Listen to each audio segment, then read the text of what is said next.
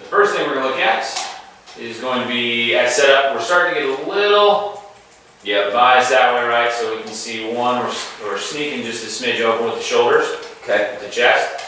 And that's going to also be from this hip tilt, right? So we're getting 7 degrees of hip tilt. So we're really starting with the hips kind of, or the pelvis really kind of pushed that way. So essentially what this is telling us is that left hip is lower, right? Like this? Yeah, and the hips. We want it to be so we want it to be where you're at right now. Okay. Yeah, so we want it to be where that left hip is a little bit higher.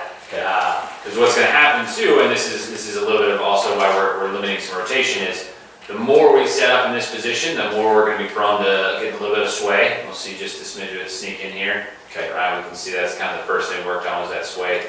Getting a little bit of that coming in. And then by the time we're at the top, a little bit limited on the turns. Right, everything else looks great. I like where the hands are at. We just get a little bit more depth here. Hands are probably going to stay in about the same spot. We're going to get the shoulder back. That'll just give us a little more power because we're just turning more, right? So, secondly, obviously, like we talked about the first time it works, the more we struggle with that sway, and even you're still getting back to a fairly good position. But that head moves a little bit behind. You can see that low point's going to move back behind the golf ball. That's where we're going to get some fast shots. So again, that's where I think for you especially, if you ever really feel like you're getting handsy and you feel like you're getting a lot of fast shots or the ball spraying, take a look at that and see if you're swaying, especially on the golf course. If you're out there and you notice that, take a look at that, because as soon as that low point gets shifted back behind the golf ball, especially with what we're working on, right? We're trying to limit our towards target sway and the downswing. So then if we move back here, where that low point's here, but we're not getting a ton of lateral movement, that low point isn't going to shift that much. See, that low point's going to stay a little bit back out when we do a good job getting there, but that's just going to help us stay a little more consistent. Again, avoiding just a smidge of that, and it's going to get some more rotation. Okay. And the more we can rotate the backswing, the quicker and harder we can turn the downswing, which is good. So go ahead and set up. Take a look at this. So,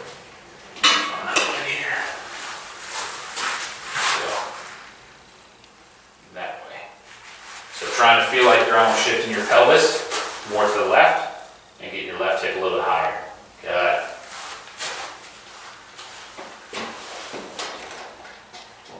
there. About there. Good. I think that one might be a little bit funky because that looks much better there. How does that feel? Can you tell a little bit of difference? Yeah. Alright, so especially when we're seeing that heel contact, what's happening is,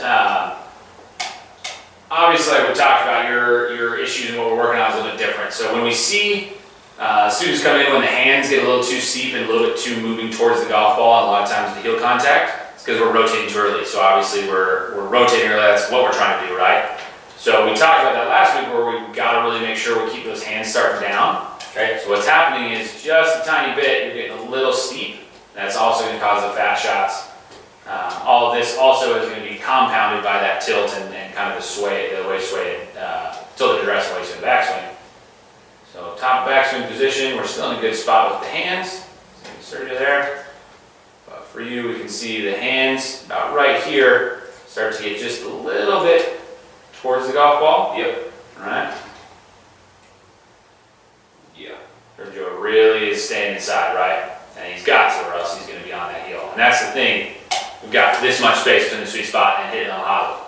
So if we're moving our hands that much forward, you know what's going to happen. Because you can see, we want the hands to be higher at impact than they are at rest, but not close to the golf ball. So see how much that right there is the difference between hitting on the heel and hitting on the sweet spot, right?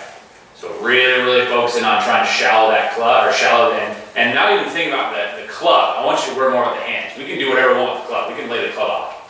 We got to get the hands getting even more shallow. This is also going to help the angle attack, because the more those hands work in. Shallow, just down like this. The more those hands work in, the steeper that club's got to come down. We're getting fast shots. Yes, just like that.